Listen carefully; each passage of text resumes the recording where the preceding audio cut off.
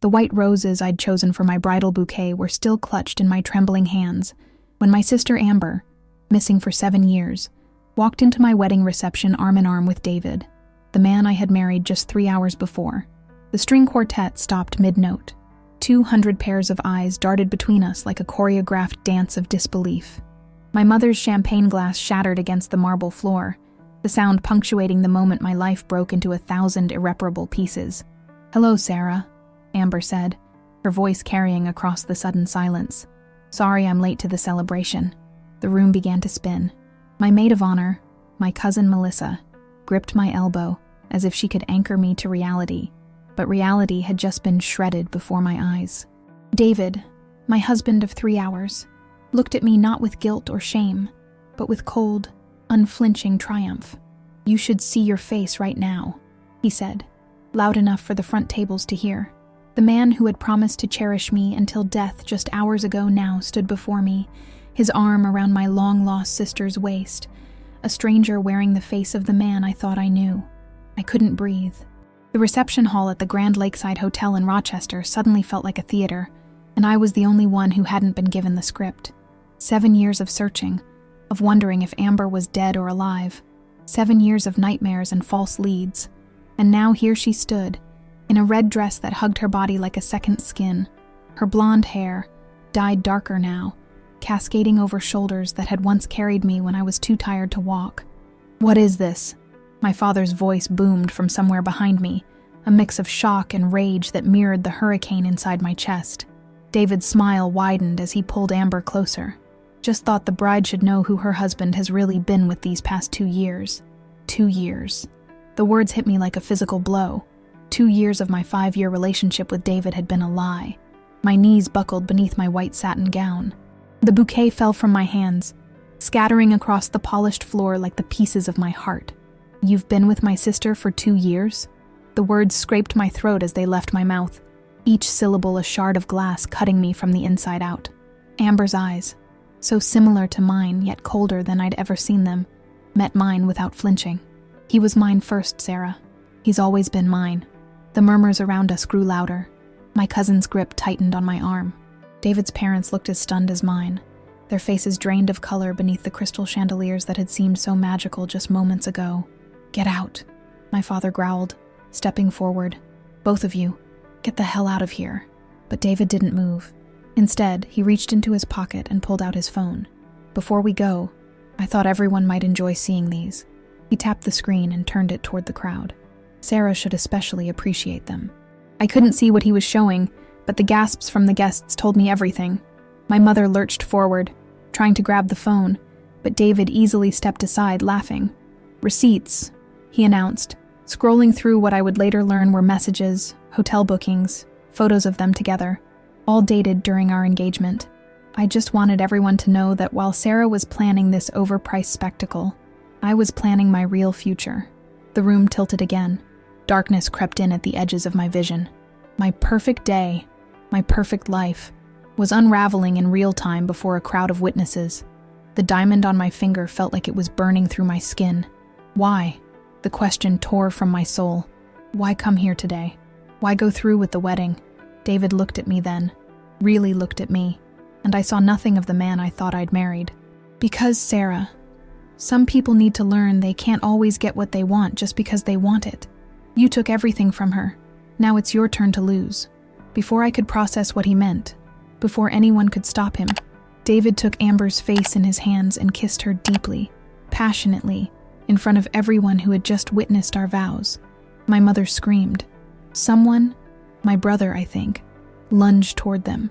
But I just stood there, frozen in my designer wedding gown, watching my sister and my husband destroy everything I thought was true in my life. And as chaos erupted around us, as family members surged forward and friends held them back, as my parents' faces contorted with rage and horror, I made a silent promise to myself.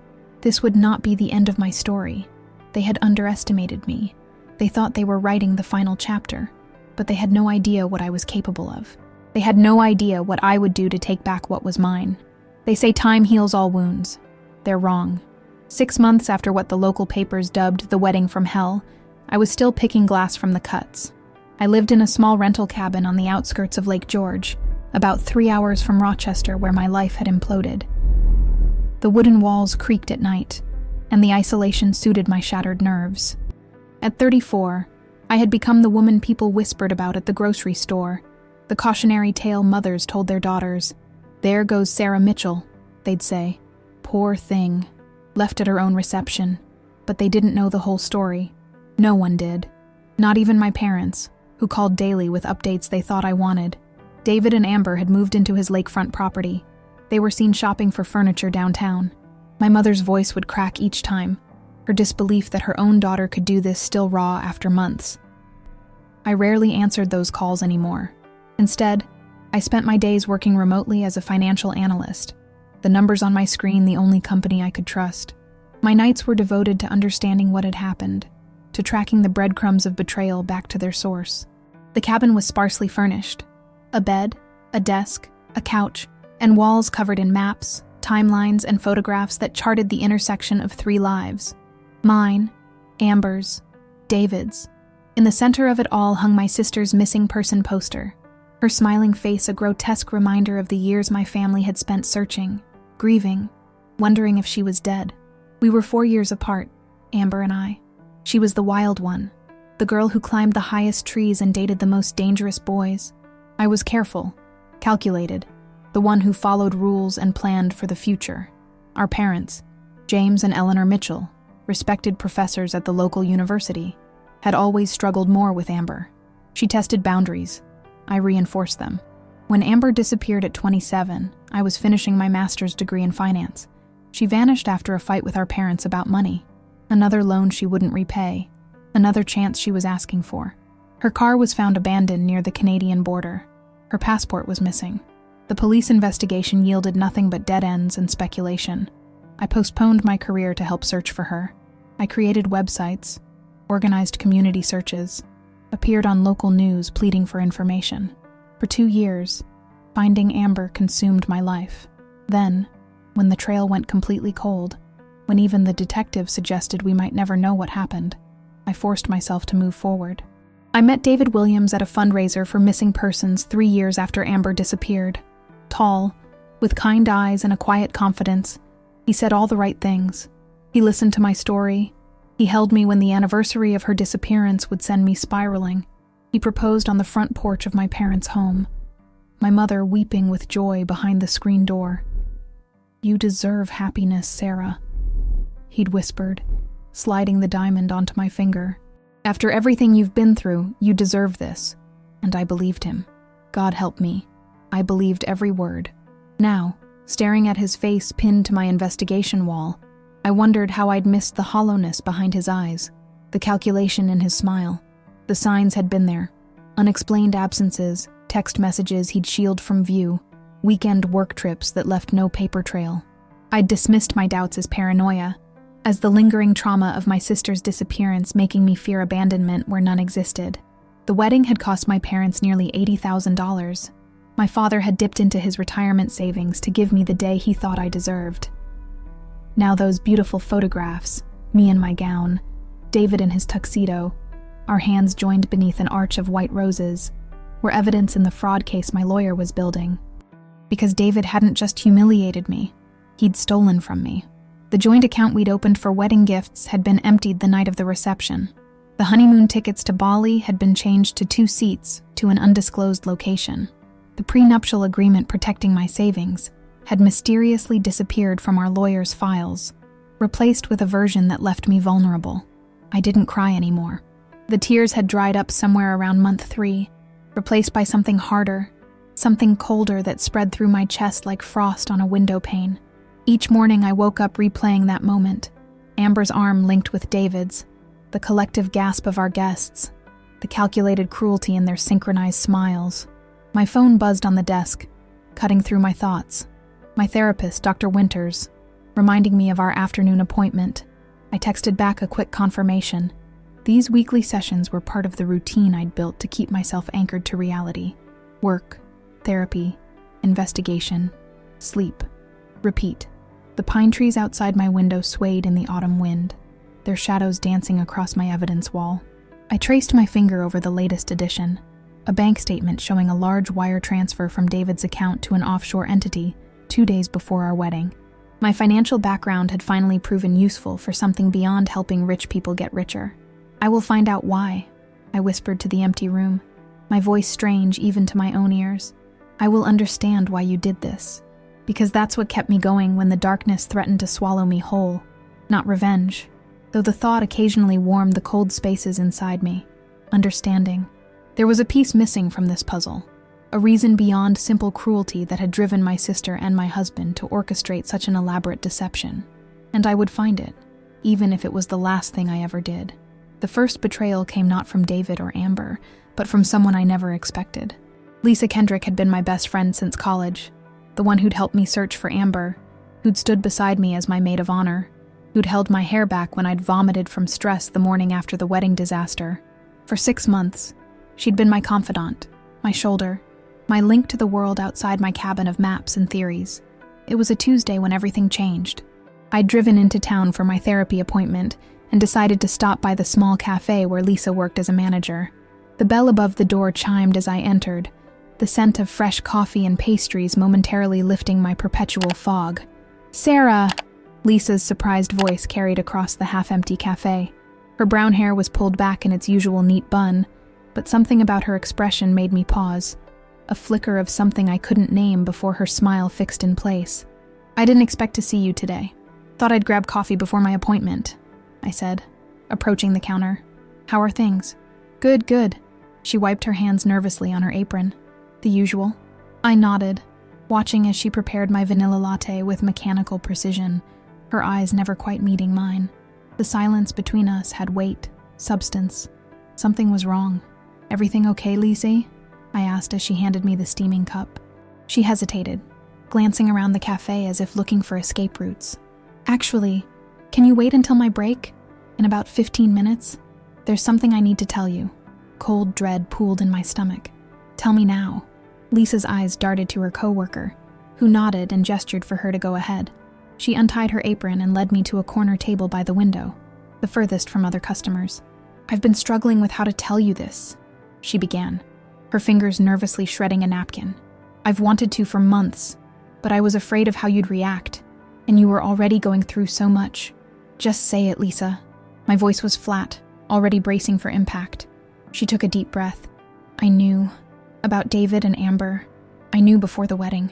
The words hit like a physical blow, stealing the air from my lungs. "You knew?" Lisa's eyes filled with tears. "Not everything. Not about their plan for the reception. But I saw them together, about 3 weeks before the wedding, at that hotel in Syracuse where I had that conference. They didn't see me, but I saw them, Sarah, in the restaurant, holding hands across the table, kissing. My coffee sat untouched, cooling between us like the friendship I'd thought was unbreakable. And you didn't tell me. I tried." Her voice rose, then immediately dropped when heads turned our way. "I tried, Sarah. I called you that night, remember? Asked if we could meet for breakfast the next day, but you were so stressed about the flower arrangements and the seating chart. You canceled on me, twice. So you just gave up? Let me marry him?" The betrayal carved fresh wounds into my scarred heart. "I told David I knew," she whispered, her eyes on the table. "I confronted him when I got back. He swore it was a one-time mistake, that he truly loved you, that he was ending whatever it was with her. He begged me not to ruin your happiness over what he called a moment of weakness. And I believed him, Sarah. God help me. I believed him." I laughed then, a hollow sound that made the couple at the next table glance over nervously. A moment of weakness that lasted 2 years, according to him. 2 years, Lisa. She reached for my hand, but I pulled away. I've been sick about it ever since. When they showed up at the reception, I nearly collapsed. I couldn't believe he'd lied to me like that. That's why I've been helping you so much these past months. The guilt is eating me alive. The pieces clicked into place. Her over-eagerness to help with my investigation. The way she'd ask about specific details, then report back that her sources had found nothing. The convenient excuses whenever I suggested we look into certain angles. "You're still in contact with them, aren't you?" The revelation crystallized in my mind with sudden terrible clarity. "You've been feeding them information about me." The color drained from Lisa's face.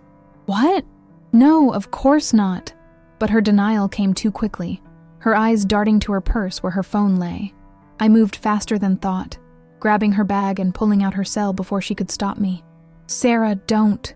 She reached for it, but I turned away, navigating to her recent calls with shaking fingers. There it was, David's number. Called yesterday. Duration, 24 minutes. Give that back! She stood up, drawing attention from around the cafe. I ignored her, opening her text messages. A conversation with Dee filled the screen, messages dating back months. She's still digging. Found the offshore account. Keep her distracted. We need more time. Meeting with the lawyer again tomorrow. What should I tell her? Each message was another knife in my back. Each response from David another twist of the blade. How much are they paying you? My voice was eerily calm as I scrolled through their conversations. It's not like that. Lisa collapsed back into her chair, her face crumpling. Amber reached out to me about a year ago, before I even knew she and David were involved. She told me things about you, Sarah. Things from your past. She said you weren't who I thought you were. And you believed her? My sister who faked her own disappearance? Who put our family through hell for 7 years? The cafe had gone quiet, the few patrons openly watching our drama unfold. Lisa looked around nervously. There are things you don't know, Sarah. Things about why Amber left in the first place. Things about what happened between you two. Then enlighten me. I slid her phone across the table, suddenly tired of the secrets, the lies, the constant feeling of being one step behind in a game I never agreed to play. I can't. It's not my place. She pocketed her phone with trembling hands. But you should ask your parents about the trust fund, about what really happened to Amber's portion, about the letters. My blood ran cold. What letters? The ones Amber sent your parents after she disappeared. The ones they never told you about. Lisa stood up, gathering her purse. I'm sorry, Sarah. I really am. But there's more to this story than you know. And maybe you're not the victim you think you are. She walked away then, leaving me alone at the table with cold coffee and colder revelations. My parents had received letters from Amber. They'd kept this from me during the years I'd spent searching, hoping, praying for any sign she was alive. I left money on the table and walked out of the cafe in a daze, my therapy appointment forgotten. In my car, I sat gripping the steering wheel, my mind racing through implications and possibilities. If Lisa was still in contact with David and Amber, everything I'd told her about my investigation had been compromised. Every theory I'd shared, every lead I'd followed, they knew it all. But now I had something too. A new thread to pull, a new direction to follow. The trust fund, the letters. My parents had some explaining to do. The Mitchell family home sat on 2 acres at the edge of Rochester, a colonial revival with blue shutters and a wraparound porch where Amber and I had spent countless summer evenings counting fireflies and sharing secrets. As I pulled into the circular driveway, memories flooded back.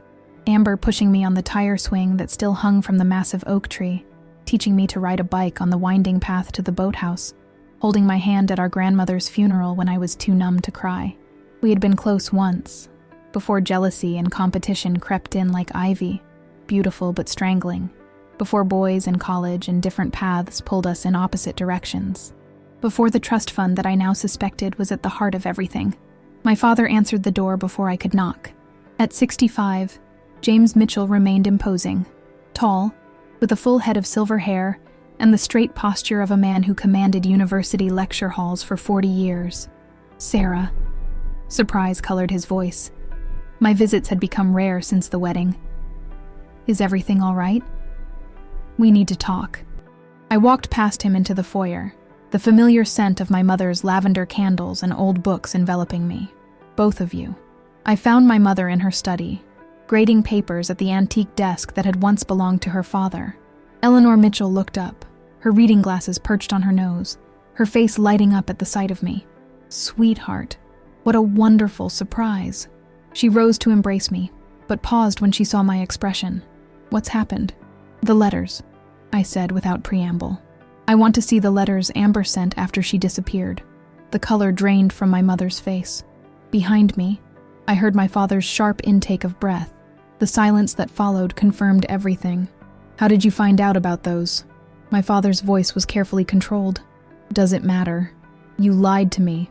For years I thought she might be dead, and you had proof she was alive." My voice cracked despite my efforts to keep it steady. My mother removed her glasses, her hands trembling slightly. "We were trying to protect you." From what? The truth? That my sister was out there somewhere while I was losing my mind with worry? The anger I'd been suppressing bubbled to the surface. "Show me the letters. Now." My parents exchanged a look, the silent communication of a couple married for 40 years. After a moment, my father nodded almost imperceptibly. "They're in the safe," my mother said softly. "James, would you?" While my father went to retrieve them, my mother guided me to the sitting room. We sat in silence, the ticking of the grandfather clock marking the seconds until my father returned with a manila envelope, worn at the edges from handling. "There are 6 of them," he said, placing the envelope on the coffee table between us. "The first came 3 months after she left." I reached for the envelope, but my father's hand covered mine, stopping me. "Before you read these, you need to understand something." His voice had the same gravity he'd used when delivering bad news throughout my childhood. "Amber left because of the trust fund, yes, but it wasn't what you think." "What do I think, Dad?" I pulled my hand away, reaching again for the letters. "That it was about money." My mother's soft voice drew my attention. But it wasn't just that. It was about what the money represented, about choices and consequences. I opened the envelope and pulled out 6 letters, each in Amber's distinctive handwriting. The first was dated October 15th, 3 months after she'd vanished. "Dear Mom and Dad, I'm safe. That's all you need to know for now. I can't come back. Not after what Sarah did. Not after what you allowed her to do. The money was never just about money for me. It was about freedom, about choices. She took that from me, and you let her. Don't look for me. I don't want to be found. Not by any of you. Amber." I looked up, confusion clouding my thoughts. What is she talking about? What did I do? My parents exchanged another look. My mother took a deep breath. "Do you remember when you were 24, and Amber was 20? When Grandma Catherine died and left the trust fund?" The memory surfaced slowly. Our grandmother had left a substantial trust, nearly $2 million to be divided equally between Amber and me, accessible when we turned 25, or if we completed graduate school before then. Of course I remember, but I didn't do anything to Amber's portion. It was her decision to drop out of college and use the early withdrawal clause for that business venture. The details came back in fragments. Some ecotourism thing in South America with that boyfriend. What was his name? "Marco," my father supplied. And yes, she wanted to use the early withdrawal option, but the trustees denied her request. "Because it was a bad investment," I said, remembering the arguments that had echoed through this very house. "They said the business plan wasn't viable. They denied it because you convinced them to." My mother's words fell like stones into still water. "You went to the trustees behind our backs, Sarah. You showed them altered projections, manipulated market research. You told them Amber was being manipulated by Marco, that she'd lose everything. The accusation hung in the air between us. That's not... I didn't manipulate anything. The numbers really didn't add up. I was trying to protect her. By taking away her choice?" My father's voice was gentle but firm. "By deciding what was best for her without telling her?" I opened my mouth to defend myself, but the memory shifted, expanded.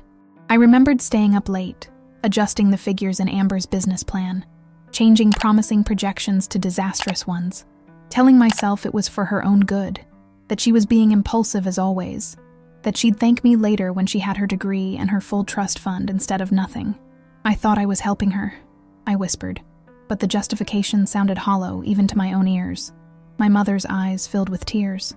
When she found out what you'd done, she was devastated. Not just about the money, but about the betrayal.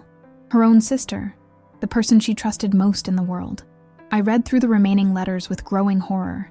Each one detailed another layer of Amber's pain and anger. How she'd discovered my interference through a trustee who'd let it slip. How she'd initially planned to confront me, but then decided to simply disappear, to punish us all by removing herself from our lives. How she'd struggled in those early years, working odd jobs, moving from place to place. The final letter, dated just 2 years ago, was the most chilling. I've met someone who knows Sarah, someone who understands what she is, what she did, someone willing to help me get back what's mine. You won't hear from me again until it's done, until she feels what I felt, betrayed by the person she trusts most. Don't warn her. This is justice, not revenge. She deserves to know what it feels like to have her future stolen by someone who claims to love her. David. She'd been talking about David. They had been planning this for at least 2 years. Why didn't you warn me? I looked up at my parents. Fresh betrayal washing over me. You knew she was planning something with someone I knew, and you said nothing. We thought it was just angry words, my father said, his voice heavy with regret. We never imagined she would go through with it, especially not the way it happened. And by the time we realized David might be involved, you were already engaged. You were so happy, Sarah. We couldn't bear to ruin that based on suspicion. So you let me marry him instead. The irony was bitter on my tongue. We hired a private investigator, my mother confessed, to look into David, to see if there was any connection to Amber, but he found nothing. David's background checked out. His story about his family, his career, everything seemed legitimate. Because they were careful, I said, the pieces falling into place. They planned it all, right from the beginning. He sought me out at that fundraiser. It wasn't chance. Nothing was chance. I gathered the letters, folding them carefully back into the envelope. The past I thought I knew had been rewritten in the span of an hour. My sister hadn't disappeared because of a fight about a loan. She'd disappeared because of what I'd done. The future I'd stolen from her out of what I'd called love, but had really been control. And now, 7 years later, she had orchestrated the perfect retribution. She had found my weakness, exploited it, and delivered a blow so precise it had shattered my entire life. As I stood to leave, my mother caught my hand. What will you do now? The answer came with surprising clarity. I'm going to make it right. The email arrived on a Thursday morning as rain lashed against my cabin windows. Subject line: thought you might want to see this. No text in the body, just an attachment. The sender's address was unfamiliar, a string of random numbers and letters at a free email provider. My cursor hovered over the attachment, instinct warning me not to open it. I clicked anyway. The PDF loaded slowly, the letterhead of Mitchell & Sons law firm gradually coming into focus. My Uncle Robert's practice. The document was a draft of a will, David's will. My eyes scanned the legalese until I found the section that mattered. I, David James Williams, being of sound mind and body, do hereby bequeath all property, assets, and holdings to my wife, Amber Mitchell Williams, including, but not limited to, wife, Amber Mitchell Williams. My coffee mug slipped from my fingers, shattering against the wooden floor. They were married. The document was dated 2 weeks ago. Before I could process this new betrayal, my phone rang. My mother. Have you seen it? Her voice was strained, breathless. The will? I just opened... No, the announcement. It's in today's paper. Your father is... He's not well, Sarah. You need to come. I drove through the rain to Rochester in a state of numb detachment, the windshield wipers keeping rhythm with my racing thoughts. The local newspaper lay on the passenger seat, folded open to the society page where a photograph of David and Amber beamed up at me beneath the heading, Williams Mitchell Wedding Announcement. The photo showed them on the deck of what I recognized as David's lakefront home, my almost home, the place where I'd helped choose curtains and carpeting, where I'd planned to raise children. Amber wore a simple white dress, her hand resting on her slightly rounded stomach, pregnant. My sister was pregnant with my husband's child. The announcement was brief, but devastating in its calculated cruelty. David Williams, CEO of Williams Financial Group, and Amber Mitchell, founder of Second Chance Retreats, were married in a private ceremony on October 12th. The couple, who reconnected after 7 years apart, are expecting their first child in spring. A reception for family and friends will be held November 15th at the Grand Lakeside Hotel, the same hotel where my wedding reception had been destroyed. The same date, 6 months to the day after my humiliation. Nothing about this was coincidence. I found my father in his study, the newspaper crumpled in his fist, his face ashen. My mother hovered nearby, her eyes red-rimmed. It's a deliberate provocation, my father said when he saw me. They want a reaction. They're not getting one. But his hands trembled, and the vein in his temple pulsed visibly. The doctor had warned him about his blood pressure after his minor heart attack last year. This kind of stress could kill him. You're not going to that reception, my mother said firmly. None of us are. I sank into the leather armchair across from my father, suddenly exhausted. They won't stop, you know. This is just the beginning. What more could they possibly do? My mother's voice cracked. As if in answer, my phone chimed with a new email. Another anonymous sender, another attachment. With my parents watching, I opened it on my phone. Pictures, dozens of them. David and Amber together at what appeared to be a baby shower. Close-ups of ultrasound images. Amber in David's arms, both of them laughing as they stood before the construction site of what appeared to be a large building with a sign, Future Home of Second Chance Retreats, opening spring 2026. And then, most gutting of all, photos of them in my parents' house, in the kitchen where I'd learned to bake, in the living room where we'd opened Christmas presents. Recent photos, taken perhaps days ago, showing my mother serving them tea, my father shaking David's hand stiffly. "You've seen them?" I looked up at my parents, betrayal blooming fresh in my chest. "You've been in contact?" My mother sank onto the sofa, her shoulders slumping in defeat. "They came by last week, unannounced. Said they wanted to make peace before the baby comes. Your father nearly threw them out, but what?" I demanded, scrolling through more photos, each one a fresh wound. "They have leverage," my father admitted quietly. "Financial leverage." Cold dread settled in my stomach. "What kind of leverage?" My father rubbed his forehead, suddenly looking every one of his 65 years. "The university has been investigating my department for misappropriation of research funds. It's a mistake, a clerical error, but David somehow got involved. He's on the board of trustees now.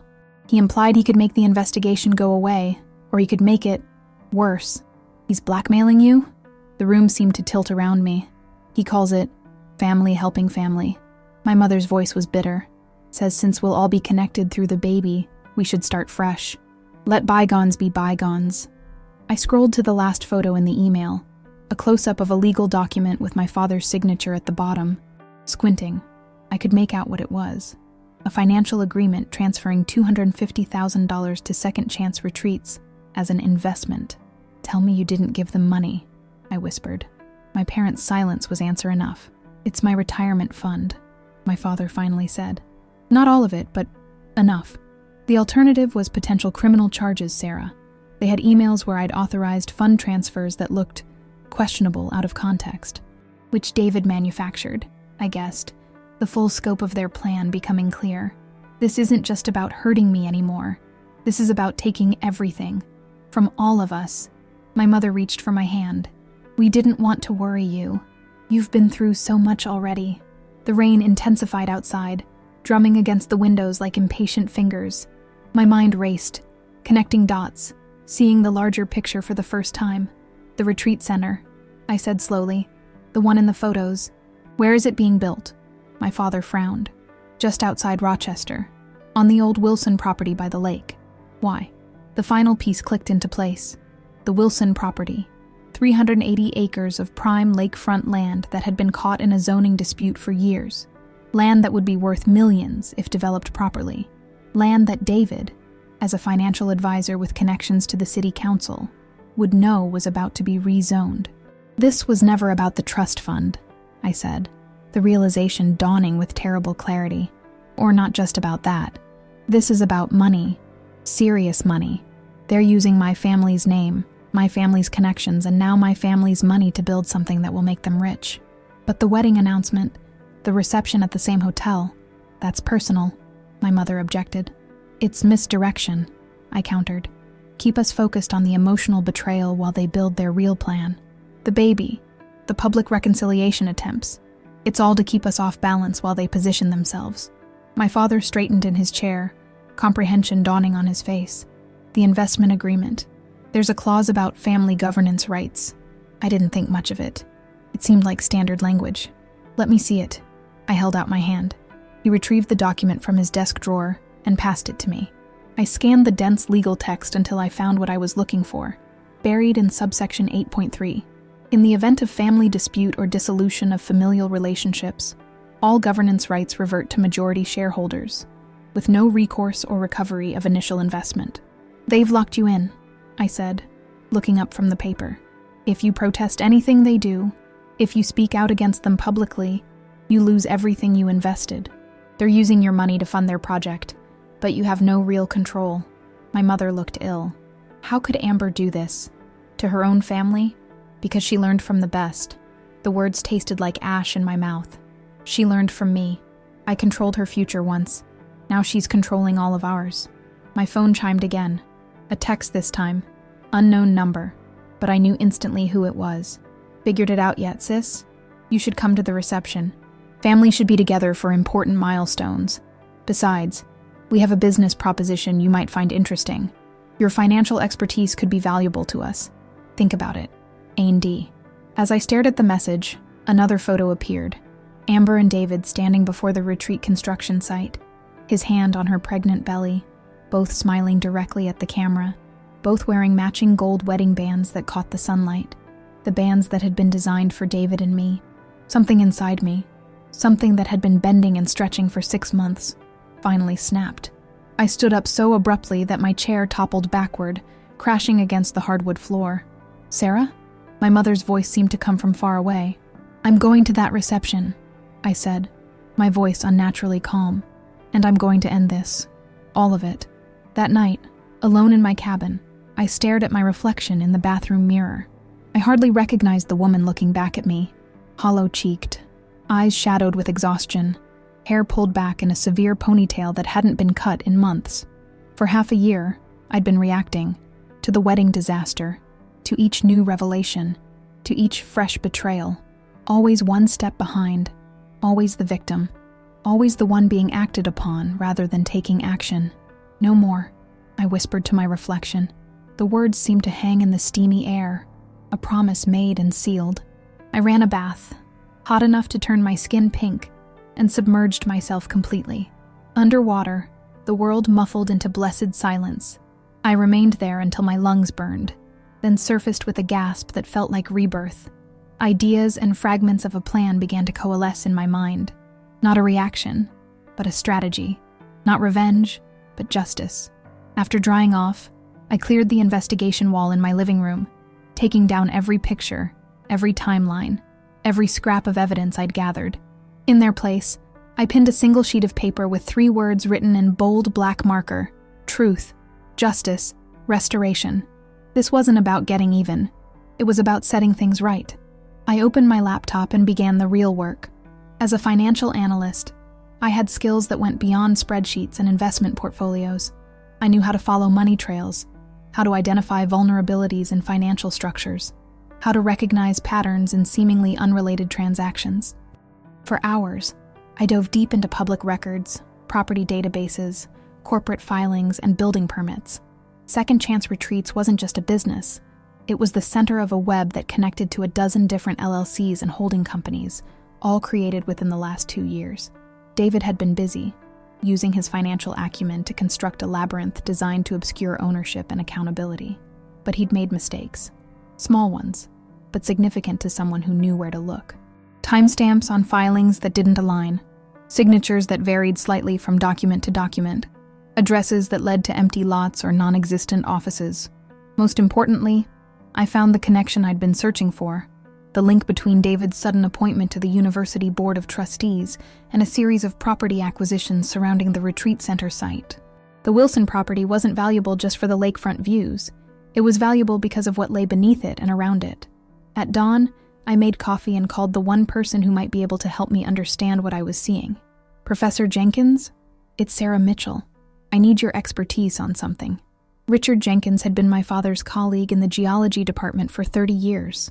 More importantly, he'd been conducting water table studies in the Rochester area for the past decade. Sarah? Good Lord, it's 5:30 in the morning. I know, and I'm sorry, but this is important. The old Wilson property by the lake. What can you tell me about the land there? The geological surveys, water rights, mineral deposits. There was a pause, then the sound of shuffling papers. Give me a moment to wake up properly. This about your sister and that husband of yours? Ex-husband, I corrected automatically. And yes, thought it might be. More shuffling, the clack of a keyboard. I've been keeping an eye on that development. Suspicious timing, if you ask me. The Wilson property was worthless for decades because of the contamination from the old factory upstream. But my recent surveys show the water table has shifted. The contamination has finally cleared. I'm making the land viable for development, I supplied. More than viable. It's prime real estate now. But the really valuable part isn't the surface. It's the aquifer beneath, one of the largest untapped freshwater sources in the state. Rights to that water could be worth millions, especially with climate change affecting water supplies nationwide. The pieces clicked into place. This wasn't just about a retreat center or even the valuable land. This was about controlling a vital natural resource, and my father's reluctant investment had helped make it possible. "Professor, I need copies of your surveys, and I need to know who else might have this information." "Just the university research team and the state environmental office," he said. "Why?" "Because I don't think the environmental impact studies filed with the building permits are accurate. I think someone falsified data to fast-track approval." After ending the call with Jenkins, I dove back into research with renewed focus. By midday, I'd compiled enough evidence to see the full picture. David and Amber weren't just building a retreat center. They were positioning themselves to control a water source that could supply half the county. The family governance rights in my father's investment agreement would give them legal cover while they secured the necessary permits and approvals. It was elegant, I had to admit. Brilliant, even. Using family connections, emotional manipulation, and strategic investments to gain control of an increasingly scarce resource. The retreat center was just window dressing, a legitimate business front for the real moneymaker, and I had unwittingly given them the blueprint for all of it. Years ago, before Amber's disappearance, I'd written my master's thesis on natural resource investments as long-term wealth protection strategies. I'd specifically highlighted water rights as an undervalued asset class, using the Rochester region as my case study. David would have found that thesis during his research into my background. He would have recognized its value as a roadmap. They weren't just stealing my family's money and reputation. They were stealing my ideas. As night fell again, I made another call, this one to a number I'd never expected to dial. Blake Patterson. The voice was gruff, professional. "Mr. Patterson, this is Sarah Mitchell. You investigated my sister's disappearance 7 years ago." Silence, then a cautious, "I remember. Heard she turned up recently. At your wedding, of all places." "That's right." I took a deep breath. "I need your help again, but not to find her this time." "What then?" "I need to understand exactly what she did during those 7 years. Where she went, who she met, how she survived, and most importantly, how she connected with my husband before he met me." Another pause. "That's a tall order, Ms. Mitchell, and potentially expensive. I have resources," I said, thinking of the emergency fund I'd been living on. "And I have leads. I just need your expertise to follow them." "Is this about revenge?" His voice had an edge of caution. "No." The answer came with absolute certainty. "This is about truth. The whole truth." After setting up a meeting with Patterson for the following day, I turned my attention to the final piece of my awakening. Myself. In my bedroom closet, pushed to the back behind sweaters and jeans, hung a garment bag I hadn't opened in 6 months. With steady hands, I unzipped it to reveal the cream-colored designer suit I'd purchased for my honeymoon departure, tags still attached. I laid it on my bed, then went to the bathroom and opened the cabinet beneath the sink. The box of hair color, Amber Sunrise, ironically, had been sitting there for weeks, an impulse purchase I hadn't had the courage to use. 3 hours later, I stood before the mirror again, transformed. Gone was the pallid, hollow-eyed victim. In her place stood a woman with honey-blonde hair falling in soft waves to her shoulders, wearing a perfectly tailored suit that emphasized every curve. I applied makeup with careful precision, not to hide, but to enhance, to armor myself. I took a photo of my new self and sent it to a number I rarely used, my cousin Melissa, who had been there the day of the wedding disaster. "Need a +1 for a special event next week?" I texted beneath the image. Her response came almost immediately. "Holy shit, Sarah, you look amazing. What event?" I smiled at my reflection, seeing strength where there had been only hurt before. Amber and David's wedding reception. Time to crash their party the way they crashed mine. As I waited for her response, I made one final decision. I opened my laptop again and navigated to my bank's website. The emergency fund I'd been carefully preserving for months, just over $40,000, would be nearly depleted after paying Patterson and making the preparations I needed. But there was another account I hadn't touched. My trust fund. The same fund that had started all of this years ago.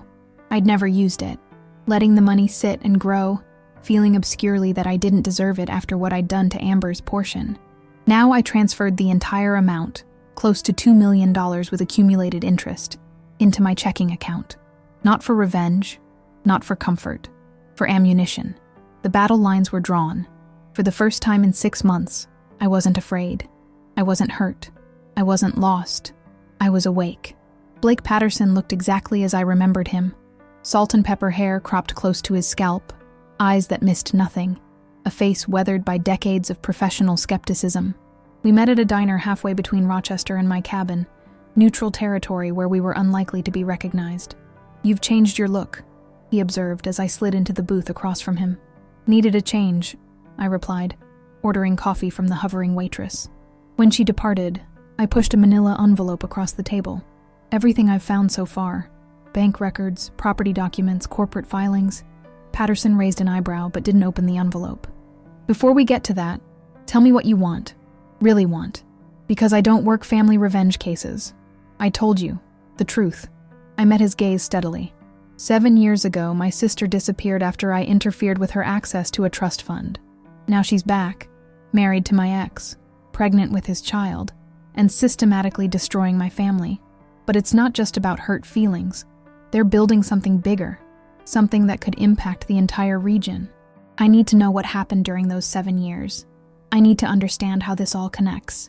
Patterson studied me for a long moment before nodding.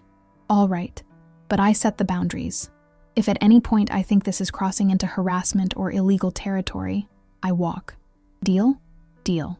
For the next hour, I laid out everything I knew. The trust fund dispute, Amber's disappearance, the letters she'd sent my parents, meeting David, the wedding disaster, the retreat center, the aquifer. Patterson listened without interruption, taking occasional notes in a small leather-bound book. "You've done good preliminary work," he said when I finished. "But you're missing key pieces. I'll start with her movements after disappearance. You focus on the water rights angle. We'll reconvene in 3 days." As we parted ways in the parking lot, Patterson paused. "One question. If your suspicions are correct, if they've been planning this for years, manipulating everything to get control of this water source, what do you intend to do about it?" The autumn wind whipped around us, carrying the scent of fallen leaves and wood smoke. "Stop them," I said simply. "Legally, publicly, completely." His weathered face cracked in a slight smile. "Good answer. 3 days." The next 72 hours passed in a blur of research, phone calls, and strategic planning. I spoke with environmental lawyers, water rights experts, and a journalist friend from college who specialized in corporate corruption stories. Each conversation added another piece to the puzzle, another layer of understanding. I was so focused that I almost missed the plain white envelope that had been slipped under my cabin door sometime during the second night. No markings, no return address. Inside was a single key attached to a numbered tag and a slip of paper with an address in downtown Rochester, a storage facility. For a moment, paranoia flared. Was this a trap? A setup? But curiosity won out. The next morning I drove to the address and found unit number 347. The key fit perfectly. Inside the storage unit was a treasure trove. Banker's boxes filled with documents, a laptop, external hard drives, and most surprisingly, a wedding dress preservation box with my name written on it in familiar handwriting. My mother's. I began with the laptop, an older model that powered on after charging. The password prompt gave me pause until I tried the obvious. Amber Sarah, our names combined as they had been on our childhood bedroom door. It worked. The files were meticulously organized by year, beginning 7 years ago when Amber disappeared. Emails, journal entries, photographs, financial records. She had documented everything. I started with the earliest folder, titled simply, Escape. What emerged was a narrative far more complex than I had imagined. After discovering my interference with her trust fund, Amber had indeed planned to confront me. But then she discovered something else. Discrepancies in our parents' handling of our grandmother's estate. Not just her trust fund had been manipulated, but other assets as well. Small amounts redirected, ownership percentages adjusted, properties retitled. She had fled not just because of my betrayal, but because she believed our entire family was corrupt, with me as the willing beneficiary. Her disappearance hadn't been just to punish us. It had been to protect herself while she gathered evidence. The journal entries from those early years were painful to read. Her anger, her sense of betrayal, her struggle to survive without her family's support. She'd worked as a waitress in Toronto, then as a tour guide in Vancouver. She'd changed her name, dyed her hair, created a new identity, and then, 3 years into her self-imposed exile, she'd met David, not by chance, not through some cosmic coincidence. She had sought him out. David Williams hadn't been a random financial advisor I'd met at a fundraiser.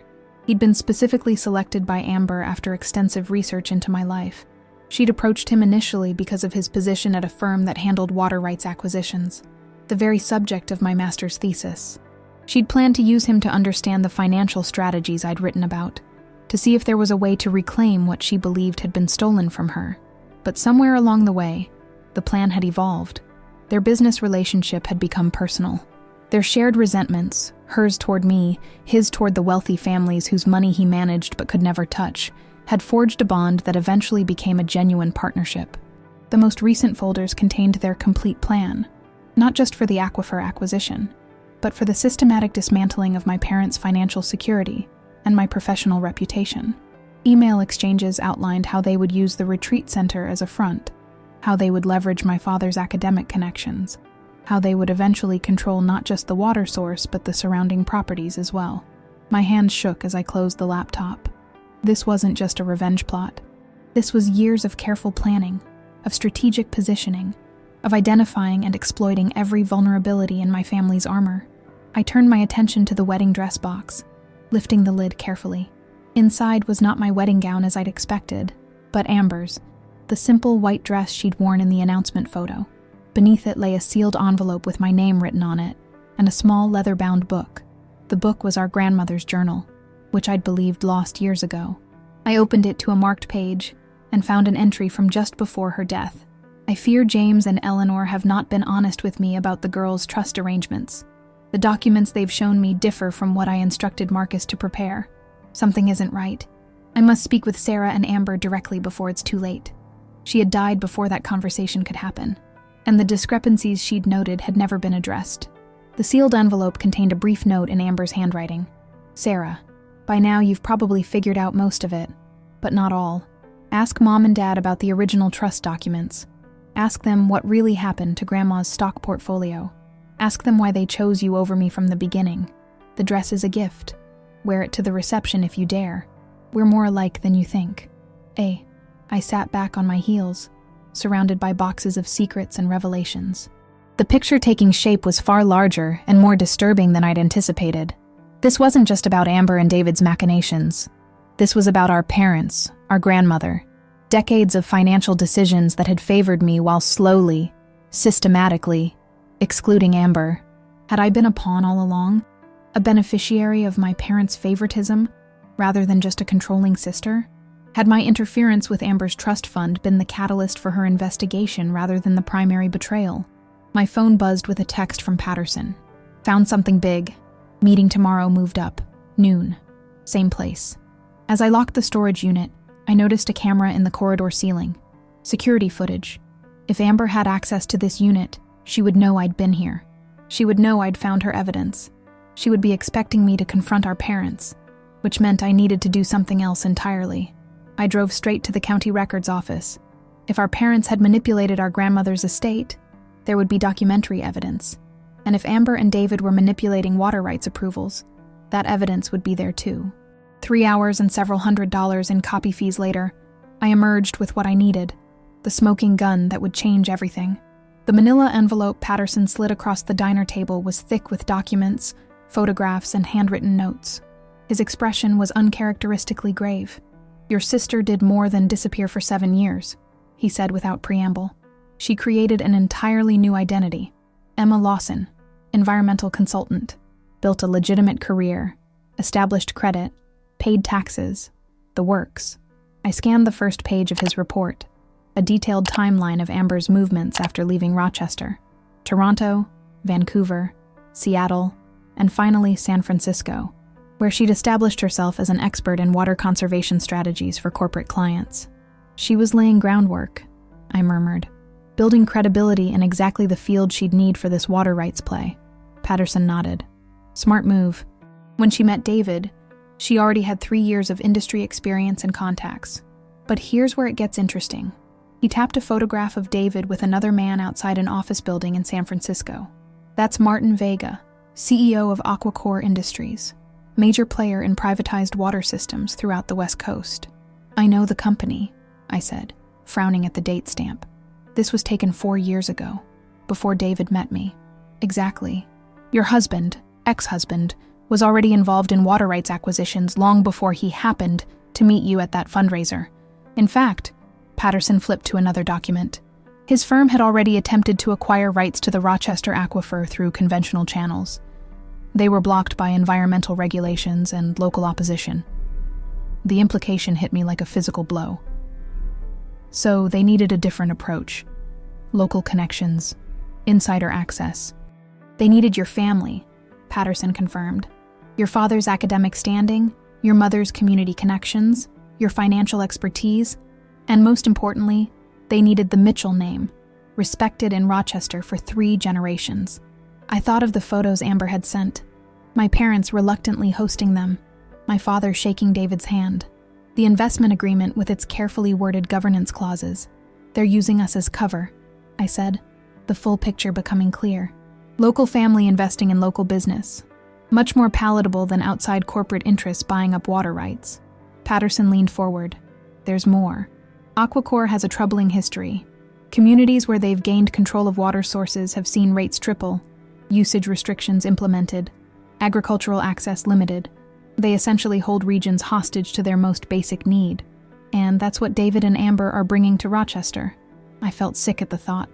Using my family's reputation to smooth the way, unless someone stops them. Patterson's eyes met mine. I've done my part, found what you needed. The rest is up to you. I nodded, gathering the documents. Thank you. You'll have the balance of your fee by tomorrow. As I stood to leave, he caught my wrist. One more thing. Be careful, Sarah. These people, Aquacore, Vega, even your sister and ex, they play hardball. They've ruined people who got in their way before. His warning followed me like a shadow as I prepared for my next move. 3 days remained before Amber and David's reception. 3 days to assemble my counter-strategy. My first step was to secure what I already had. I made multiple copies of everything. Patterson's report, the documents from the storage unit, the county records, and placed them in secure locations. A safe deposit box, my lawyer's office, even a sealed package mailed to myself at a post office box. Next, I reached out to an unexpected ally, Professor Jenkins from the geology department. His water table studies were the scientific foundation I needed. These surveys directly contradict what was submitted with the building permits, he confirmed during our meeting in his cluttered university office. The documents they filed claim minimal impact on the aquifer. My research shows they'll have almost complete control of water flow to the eastern county within 5 years. Would you be willing to go on record about this? I asked. Jenkins hesitated, pushing his glasses up his nose. Your father is my colleague, Sarah. This could affect his position too. I know, but this is bigger than my family now. This affects the entire region. After a long moment, he nodded. I'll do it. For the science, if nothing else. With Jenkins on board, I moved to my next ally, Meredith Chen, the journalist I'd contacted earlier. We met in her newspaper office, the walls covered in framed articles and press awards. Corporate manipulation of natural resources isn't a new story, she said, reviewing the documents I'd brought. But the personal angle here, sister against sister, family betrayal, that's what will get people's attention. I'm not interested in sensationalism, I said firmly. I want the focus on the water rights issue, not my failed marriage or family drama. Meredith's eyes were shrewd. Sometimes you need the human story to make people care about the bigger picture, but I understand your concern. How about this? We prepare the full investigation but hold it until after you've made your move at this reception. That way, you control the initial narrative. It was a reasonable compromise. We spent hours outlining the story, identifying key documents, planning the approach. By the time I left her office, we had a publication strategy ready to launch at my signal. My third ally was perhaps the most surprising, Lisa Kendrick, my former friend, who had betrayed me to David and Amber. I found her closing up the cafe, her face registering shock when she saw me waiting. Sarah, I'm not here for apologies, I interrupted. I'm here because you have something I need. Her eyes narrowed with caution. What's that? Access. They trust you. They've been using you to monitor me. Now I want you to help me monitor them." "Oh, why would I do that?" she asked, but I could see the guilt still weighing on her. "Because deep down, you know what they're doing is wrong. Not just to me, but to this community." I handed her a thin file containing highlights of Patterson's findings. "Read this, then decide." As the reception drew nearer, I made my final preparations. My cousin Melissa helped me select an outfit, not Amber's white dress, which had clearly been a taunt, but a sleek black sheath that projected confidence and control. We practiced scenarios, planned movements, coordinated signals. The day before the reception, I visited my parents. They were surprised by my calm demeanor, my lack of visible distress about the upcoming event. "You seem different," my mother observed, studying my new hair, my composed expression. "I am different," I replied simply. "I've changed." My father frowned, concern etching deeper lines around his eyes. "Sarah, please tell me you're not planning anything foolish tomorrow. They've already taken so much from us." I took his hand, feeling the slight tremor that had developed since his heart scare. "Do you trust me, Dad?" "Of course I do." "Then trust me now. Don't ask questions I can't answer yet. Just be ready when the time comes." That night, alone in my cabin, I laid out everything I would need for the next day. Documents in a slim leather portfolio, phone charged with key numbers on speed dial, small recording device secured in a specially designed bracelet. My counterattack would not involve screaming confrontations or public scenes. It would be precise, controlled, and devastating in its completeness. As I prepared for bed, my phone chimed with a text from a number I'd deleted but still recognized. "David, looking forward to seeing you tomorrow. Amber says you've been busy. Hope you're not planning anything unfortunate. Remember who has more to lose." I smiled at the screen, at the transparent attempt to rattle me. 6 months ago, it would have worked. Now it only confirmed that I was on the right track, that they were nervous. I replied with a single line. Family should be together for important milestones. His own words, sent back to him like a mirror. A small touch, but one I knew would unsettle him far more than angry threats or emotional pleas, because it signaled something he wouldn't expect from me: control. As I drifted toward sleep, I thought of Amber's note. "We're more alike than you think." Perhaps she was right. We'd both been wronged.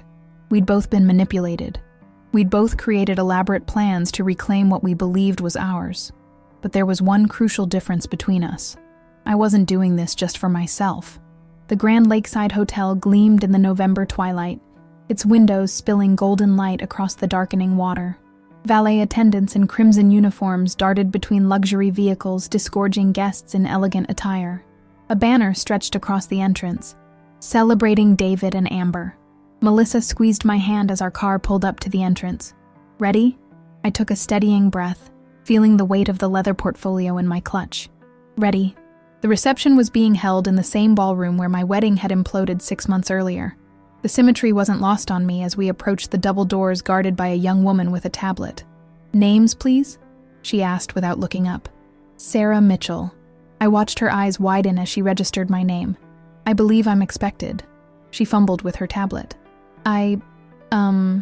Let me check with..." "It's all right, Caitlin." David's smooth voice came from behind her. "My sister-in-law is always welcome."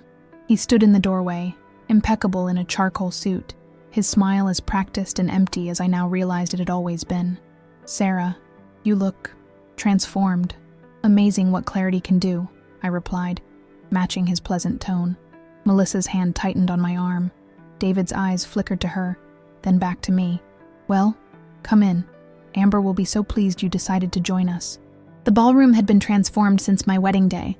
Dark blue linens instead of white, centerpieces of silver branches and crystal drops instead of roses, a string quartet playing in the corner.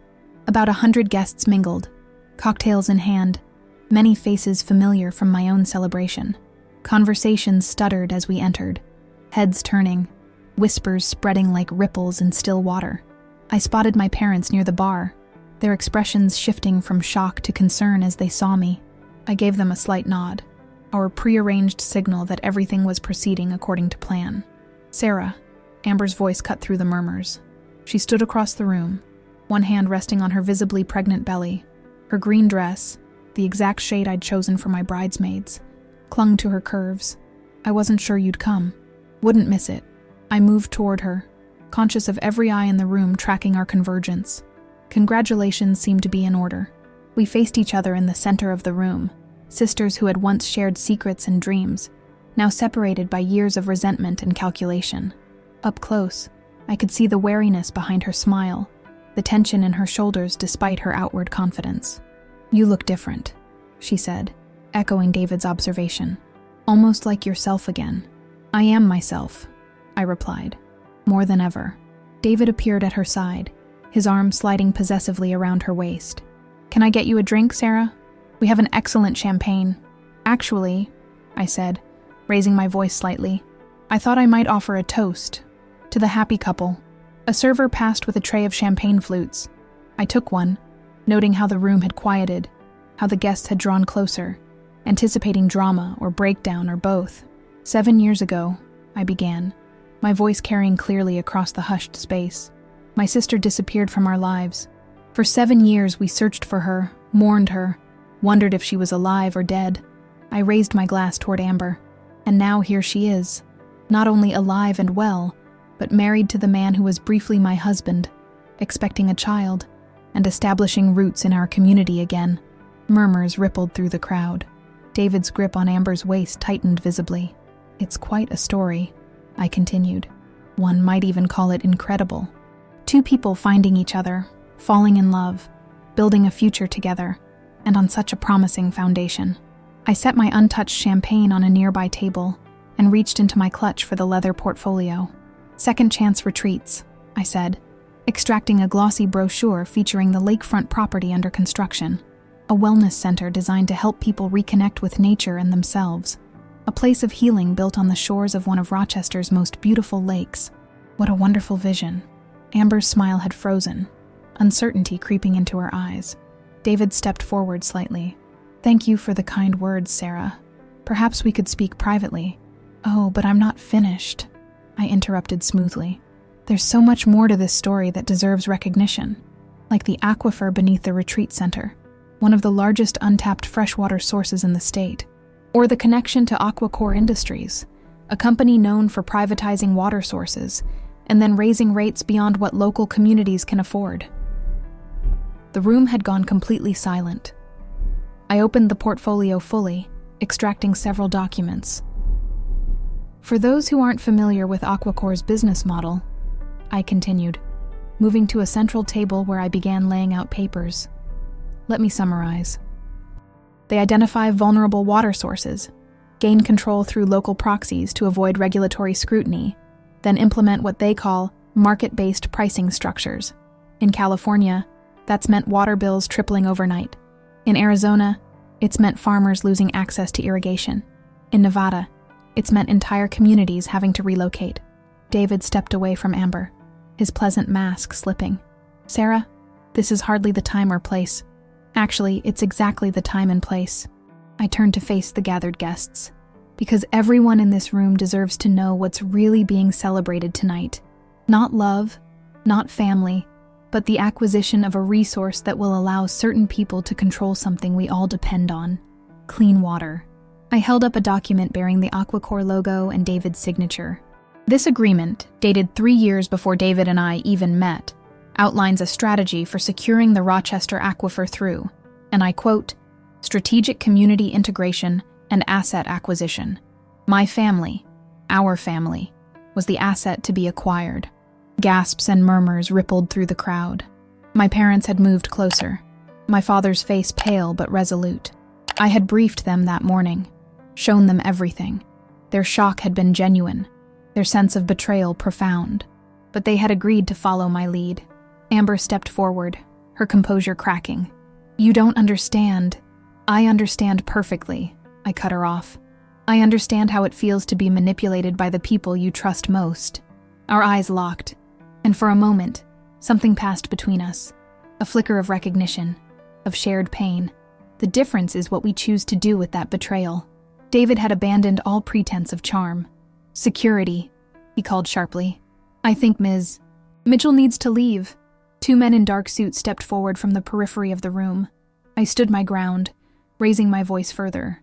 Before I'm escorted out, you should all know that copies of these documents, along with detailed explanations of AquaCorp's history and the impact their control would have on our community, have been provided to the Rochester Chronicle, the State Environmental Protection Office, and the FBI's Public Corruption Unit. The security guards hesitated, looking to David for confirmation. He had gone very still, his face hardening into something cold and unfamiliar. "You're making very serious accusations," he said, his voice dangerously quiet, "based on documents you've clearly obtained through questionable means." "Actually," a new voice cut in, "her information appears to be quite accurate." Professor Jenkins stepped forward from among the guests, a folder of his own in hand. "As the principal investigator of the university's regional water table study, I can confirm that the environmental impact statements filed for the retreat center grossly misrepresent the actual hydrological situation. In fact, they appear to have been deliberately falsified." More murmurs, louder now.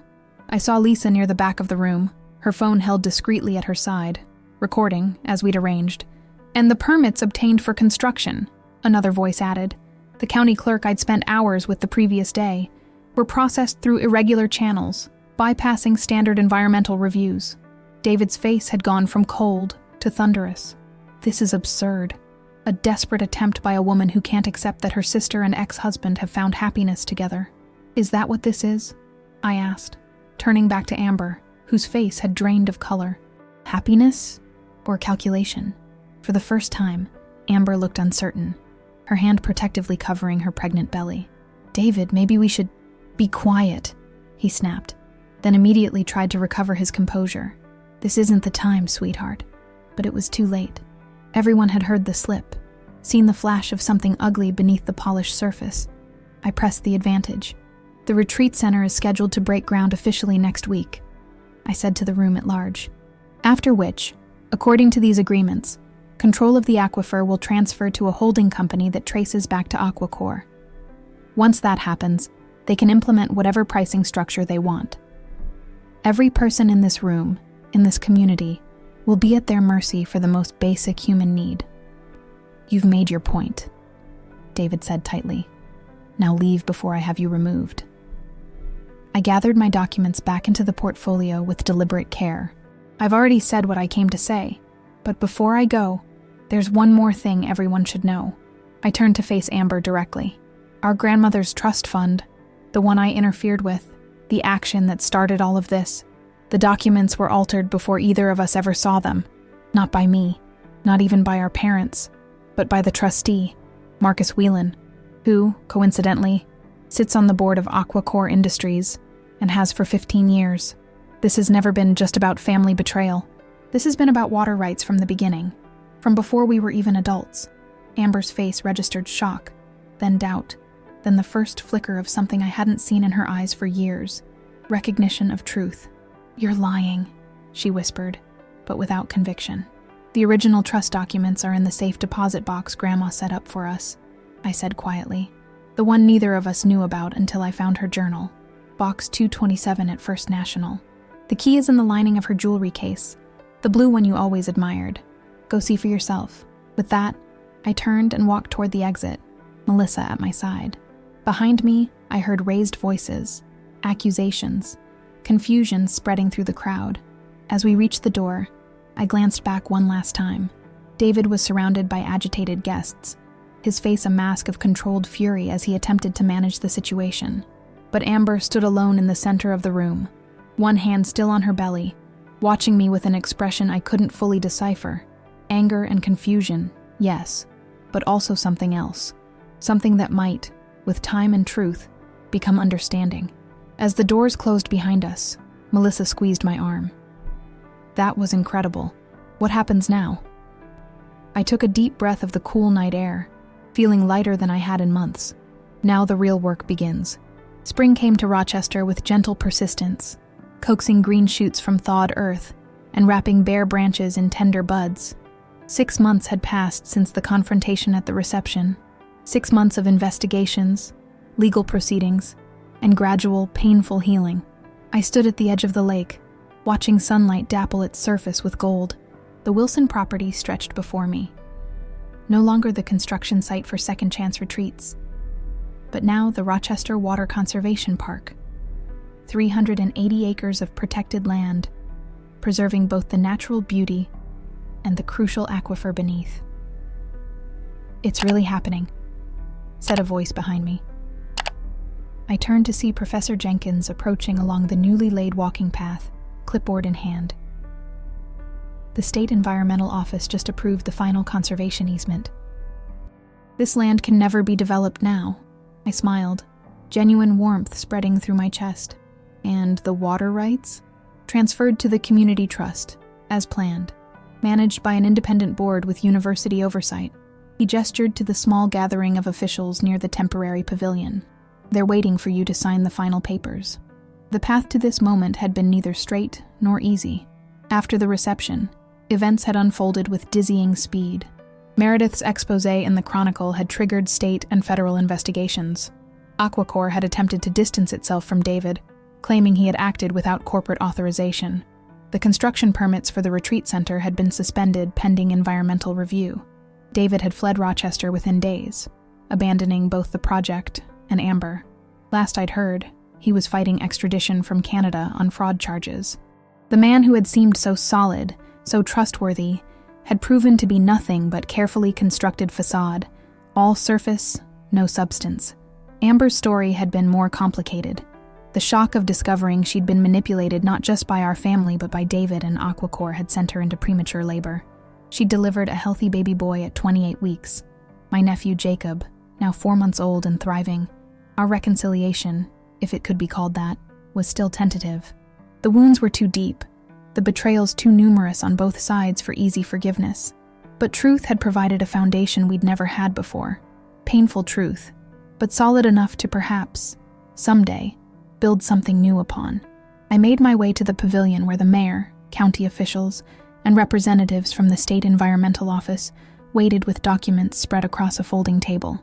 As the principal donor to the conservation project and chair of the newly formed Community Water Trust, my signature was required on the final papers. The irony wasn't lost on me. My trust fund, the very money that had started this entire cycle of betrayal and revenge, had ultimately funded the protection of the resource David and Amber had sought to control. Nearly every penny of the $2 million had gone into acquiring additional buffer land around the aquifer and establishing the legal protections that would keep the water accessible and affordable for generations. As I signed the last document, applause broke out among the small gathering. The mayor shook my hand for the cameras, his politician's smile firmly in place. "Rochester owes you a debt of gratitude, Ms. Mitchell." I nodded politely, but felt no particular pride. This wasn't about recognition or redemption. It was simply the right thing to do. After the ceremony, as the officials dispersed to their cars, I lingered by the lakeshore. The afternoon sun had warmed the air, carrying the scent of new growth and possibility.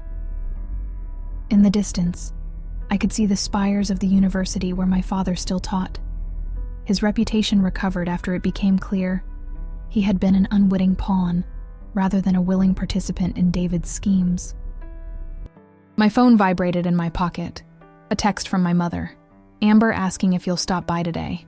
Jacob has been fussy. She could use the company." I stared at the message, feeling the familiar tangle of emotions that Amber's name still evoked.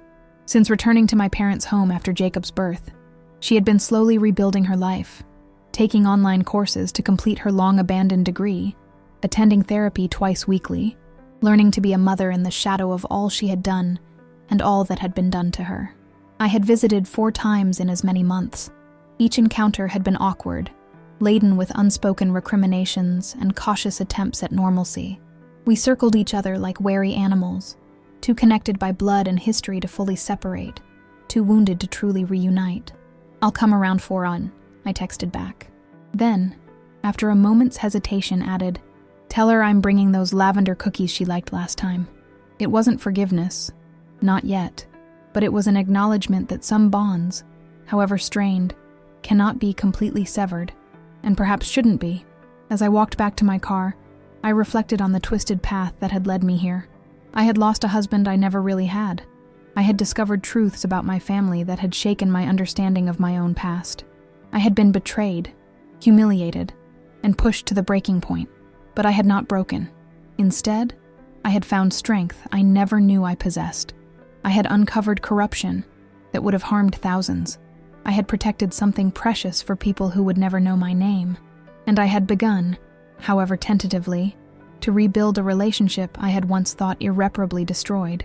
My new apartment in Rochester overlooked the park I had helped create. My new position as a financial ethics consultant kept my mind engaged and my skills sharp. My new life, while not what I had once planned, held possibilities I was only beginning to explore. The wedding that had imploded in such spectacular fashion now seemed like something that had happened to another person, a woman I no longer fully recognized. The pain had not disappeared entirely, but it had transformed, becoming a source of wisdom rather than weakness.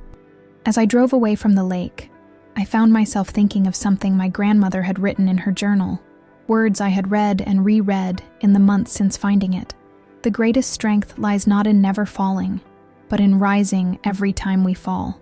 And sometimes, the hardest falls lead us precisely where we need to go. I didn't know where the road ahead would lead. I didn't know if Amber and I would ever fully heal the rift between us, or if I would ever completely trust my own judgment in matters of the heart again. But I knew this. I had survived the worst day of my life, and every day since. I had found truth in deception, purpose in pain, and eventually, a measure of peace in acceptance. And that, for now, was enough. The late afternoon sun cast long shadows as I turned toward my parents' house, toward my sister and the nephew I was just beginning to know. The future remained unwritten, full of both uncertainty and possibility, but for the first time in a very long time, I faced it not with fear or anger, but with quiet, determined hope. Some wounds never fully heal. Some betrayals leave permanent scars.